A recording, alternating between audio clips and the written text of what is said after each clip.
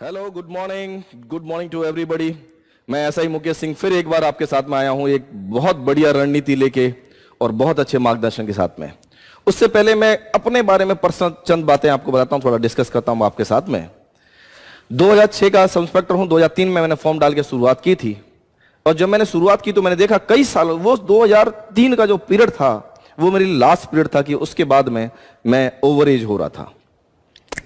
और जब मैंने फॉर्म डाल के, जब मैंने डिस्कस किया अपने, जिनको मैं ईश्वर भी मानता हूं, अपने मामा जी मिस्टर राज बहादुर सिंह यादव, उस टाइम में स्टेट लॉ ऑफिसर हुआ करते थे, तो उन्होंने बोला कि मुकेश देखो क्या कमी है आप में कि आप दरोगा की भर्ती में बार बार देखते हो और फेल हो जाते हो, कुछ ना कुछ तो कमी, रणनीति में कमी रही होगी, कुछ ना कुछ तो आपके उसमें कमी रहा होगा, मेहनत बहुत करता है, क्या क्या कारण है। तो उन्होंने एक दरोगा जी से मुझे मिलवाया, इंस्पेक्टर साहब से मुझे मिलवाया, और पहले दिन उन्होंने मेरे को ले जाके ग्राउंड में पहले दिन फिजिकल करवाया मेरा। और फिजिकल करवाने में उन्होंने ये देखा कि कमी कहां आ रही है। तो जब मैं 5 किलोमीटर लगभग दौड़ चुका था, जब मैं थक के आया तो उन्होंने मुझे बैठाल के समझाया, मुकेश सिंह अगर आप इस तरह से अपनी स्पीड बढ़ाते तो इतने के बाद में आप स्पीड को मेंटेन करते तो आप जो है फर्स्ट कैटेगरी में 3 स्लॉट दिए जाते हैं, फर्स्ट कैटेगरी में आके आपको पूरे नंबर मिलते दौड़ में, तो आप कभी फेल नहीं होते। मुझे समझ में आया। उन्होंने मेरा मेडिकल कराया, मेरा बीपी हाई था, मैंने बीपी की दवाई लेना शुरू की, और मैं बताऊं जब तक मैं उस प्रक्रिया में आया तब तक मैं बिल्कुल फिट हो चुका था, मैं अपनी सारी गलतियां सुधार कर चुका था।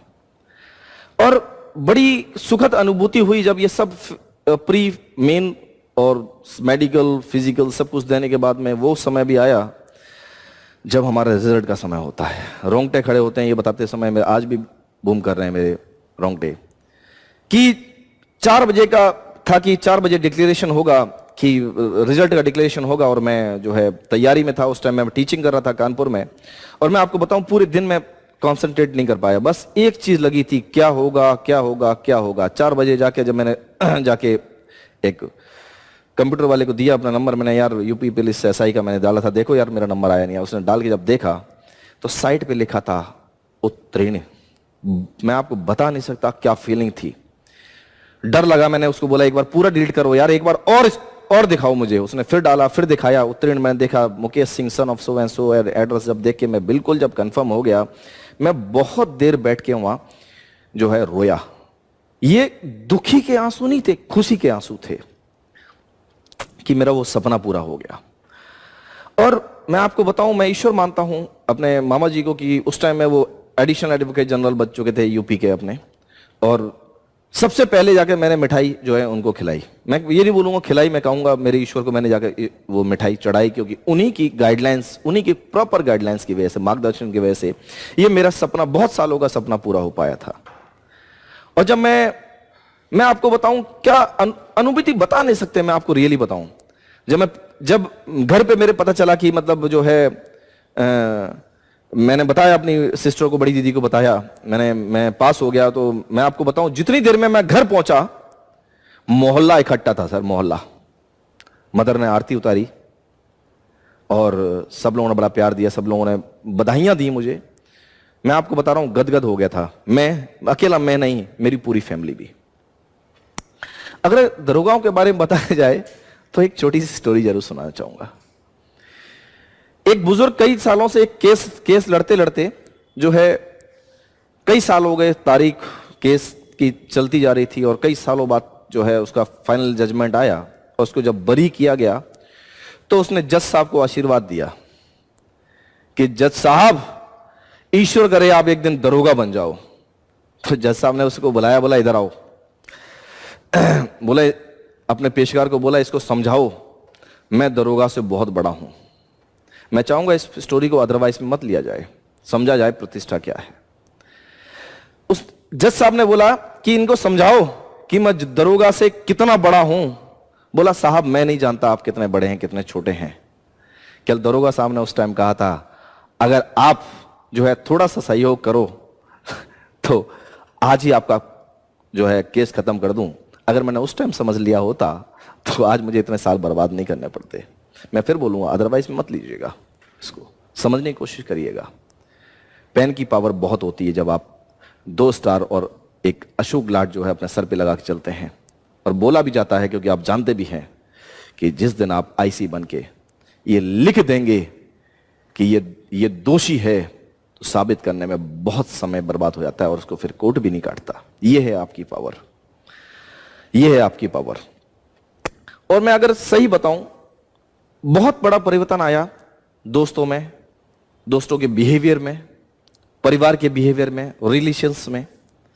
और एक दिन मैं लेटा हुआ था, जब मैं ट्रेनिंग के बीच में मैं एक बार घर पे गया और मैं लेटा हुआ था अपने कमरे में, तो मेरी सिस्टर की फ्रेंड आई, बोलते कैसा लगता है, कैसा लगता है फैमिली को, पूरी फैमिली प्राउड करती है।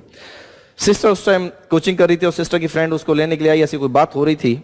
तो सिस्टर को मैंने कहते हुए सुना कि अब हमें घबराने की जरूरत नहीं है, कोई भी अगर समस्या होती है ना, ठीक है, तुम मुझे बताना और भैया कह के 2 मिनट में सॉल्व करा दूंगी।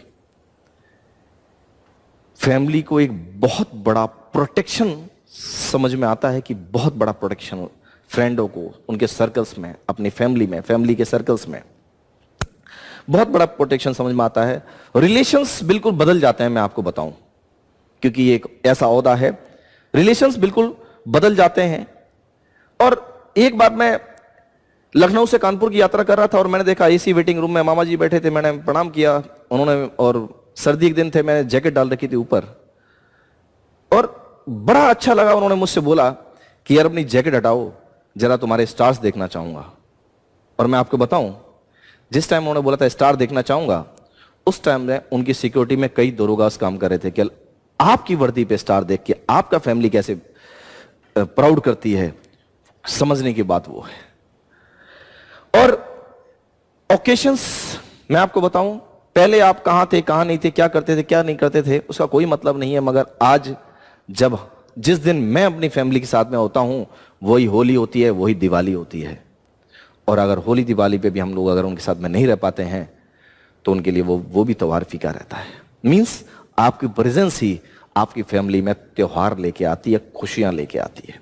ये बात अलग है कि ये वर्दी डालने के बाद में हम लोग के लिए ना कोई त्योहार होता है, ना कोई संडे होता है, ना कोई मंडे होता है, कोई रिलेशंस नहीं होते हमारे पास में, कोई ओकेशंस नहीं होते, बात अलग है एक। मगर जिस दिन आप अपनी फैमिली के साथ में होते हैं, उसी दिन जो है आपके ओकेशंस, जो भी ओकेशन है, जो भी सेलिब्रेशन है, वो उसी दिन होते हैं। सितंबर 2006 मुझे खूब याद है, सितंबर 2006 में जो है ट्रेनिंग सेंटर में जब गए और रोल कॉल हुई और बताया गया रात में हमें कि कल आपकी वर्दी की किट मिलेगी आपको। मैं आपको रियली बताऊं, मेरे फादर 1996 में मेरे फादर एक्सपायर हो गए थे। 10 साल बाद हमारी फैमिली में फिर वर्दी आने वाली थी। मेरे को नींद नहीं आई रात में, उस रात मुझे नींद नहीं आई। और जब वर्दी डिस्ट्रीब्यूशन का टाइम आया, तो मैं आपको सही बताऊं कि मैं पूरा तैयार होकर, उस दिन मैंने खाना भी नहीं खाया, मैं सबसे पहले जाकर लाइन में लगा, क्योंकि मेरा एक्साइटमेंट इतना था वर्दी के लिए। और मैं पहले भी आपको बता चुका हूं, विप्रो का सॉफ्टवेयर इंजीनियर था, मैं दिल्ली में काम करता था, विप्रो आईटी की बहुत बड़ी कंपनी थी, फिर भी वर्दी का इतना बड़ा क्रेज था। उससे कई गुना कम पैसे इधर पे आके मिलने वाले थे। बात पैसे की नहीं थी, बात थी ड्रीम की, बात थी वर्दी की। मैं सबसे पहला कैंडिडेट था जो वहां पे जाकर वर्दी के हमने लाइन लगाया। कई लोगों ने मुझे बोला मुकेश चलो खाना खाते हैं, मैंने सर आप खाओ, मेरे को भूख नहीं है आज, क्योंकि आज सपना पूरा होने वाला था, वर्दी की किट मिलने वाली थी। जब वो डिस्प्ले हुई आकर उन्होंने बोला ये वर्दी में ये सामान मिलेंगे, तो मैं सिर्फ 2 चीजें देख रहा था, एक 4 स्टार वहां रखे हुए थे और एक अशोक की लाट। मुझे और कुछ नजर नहीं आ रहा था, क्योंकि यही मेरा सपना था। और अगर मैं सही रणनीति और सही गाइडलाइन में काम नहीं करता, तो शायद आज मैं दूसरों की देख के प्राउड कर पाता, दोस्तों की देख के प्राउड कर पाता, मेरे पास कभी ना होती। पहले दिन जब वर्दी लेके और पहनी, तो ऐसा लगा कि I am out of world, मैं संसार से ऊपर चला गया था, ये मान लीजिए। और अगर बात करें कि जब छुट्टी हुई, एक बार बीच में ट्रेनिंग सेंटर में छुट्टी हुई और मेरा आना तय हुआ, तो मदर ने मेरी पूजा रखवाई थी। और पहले जब मेरी मदर को ये सौभाग्य मिला था, जब आरती उतारी, तब मैं वर्दी में नहीं था, मगर मैं जब दूसरी बार गया तो एक पूजा रखवाई थी। आपके लिए भी ऑर्गेनाइज जरूर करती है माताएं। तो उन्होंने थाली मेरी बड़ी दीदी को देके मेरे से लिपट के बहुत रोई, क्योंकि 10 साल बाद सेम वर्दी, मेरे फादर भी सूबेदार थे 2 स्टार आर्मी में, तो वो सुखद अनुभूति में बता नहीं सकता। मैं उसको आपको एक्सप्लेन नहीं कर सकता। अगर देखा जाए, जब आप वर्दी पहन लेते हैं, सोसाइटी में एक अलग क्रेज होता है आपका, आप अलग हटके होते हैं। कितने भी सिविल ड्रेस में हो, आप एक वर्दी वाले पहुंच जाते हैं तो सबकी निगाहें आपके ऊपर लग जाती हैं। यह है वर्दी का क्रेज। फ्रेंड्स बड़े प्राउड से बोलते हैं, कितने भी ऊंची पदवी पे हो, फ्रेंड बड़े प्राउड से बोलते हैं कि वहां का दरोगा मेरा दोस्त है। और मैं आपको बताऊं, ये सम्मान की बात होती है आपके लिए। अगर मैं व्यक्तिगत जीवन में बताऊं कि मेरा क्या महत्व है, हमारी वर्दी का क्या महत्व है, सॉरी, हमारा क्या महत्व है, जितने भी लोग स्पेशल बनते हैं हमारा साथ चाहते जरूर हैं दोस्तों। क्यों?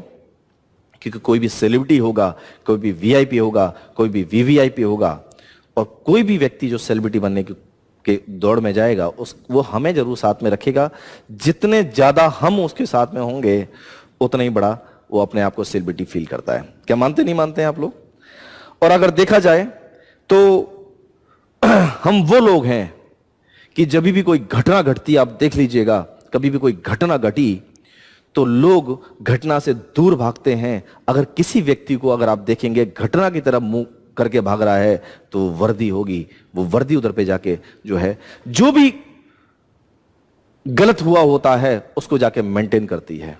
मैं बहुत बहुत धन्यवाद देना चाहता हूं हमारे पुलिस विभाग का, जिन्होंने हमारी जो है, जो रूढ़िता थी हम समाज में कि हम पुलिस वाले ऐसे होते हैं, हम पुलिस वाले वैसे होते हैं, मित्र पुलिस की भावना को हमारे जागृत किया। आज मुझे भी एक मौका मिला आपके साथ में आने का और आपको यह बताने का कि हम लोग वैसे नहीं हैं जैसा मोस्टली लोग हमें सोचते हैं। आज मैं आपको हेल्प के लिए आया कि मैं कहीं ना कहीं एक अच्छी रणनीति जो मैं जानता हूं मैं आपको बताने के लिए आया। और कहीं ना कहीं जब आप ट्रेनिंग सेंटर में आएंगे तो मैं दोबारा आपको टेक्निकल क्लासेस के लिए दोबारा वहां पे मिलूंगा आपको पढ़ाते हुए।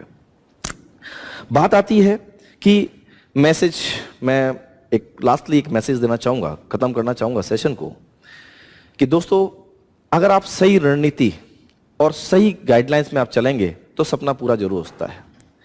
क्योंकि होता क्या है हमारे साथ में, होता यह है कि हमें पता नहीं है। अगर आप देखें, सबसे पहली भर्ती अगर 2-3 साल का अगर देखा जाए, पहली भर्ती का जो आया था वो 2003 में आया था, फिर 2011 में आया था, फिर 2011 के बाद में 2015 के आसपास आया, ठीक है, और उसके बाद में अभी आया। अगर आपने सही रणनीति, सही मार्गदर्शन अगर लोगों से नहीं लिया, सही लोगों से अगर नहीं ले पाया, तो शायद आप चूक जाएं और 5 साल बाद, जब आपको 6 साल बाद जब आप मौका मिले, तो शायद आप ओवर एज हो जाएं। बहुत सारे लोग आपके साथ में आएंगे, जब ये भर्ती आएगी तो बहुत सारे लोग इधर पे टेक्निकल लोग, बीटेक आएगा, एमटेक आएगा, एमबीबीएस वाले आएंगे, सभी बहुत अच्छे पढ़े लिखे आएंगे। कुछ लोग जो सिविल सर्विसेज की तैयारी कर रहे होंगे, वो लोग भी आपकी कंपटीशन में बैठेंगे। मगर मैं फिर बताऊंगा आपको कि अगर आपने सही रणनीति और गाइडलाइन और सही गुरु का मार्गदर्शन ले लिया, तो मैं आपसे वादा करता हूं आप असफल नहीं होंगे। और मैं इसी शुभकामनाओं के साथ में कि आप सभी लोग जो है बहुत जल्दी वर्दी धारण करें और जो आएं, और कहीं ना कहीं जो है मैं भी आपको आकर मिलूं। जय हिंद, जय Bharat. Thank you very much.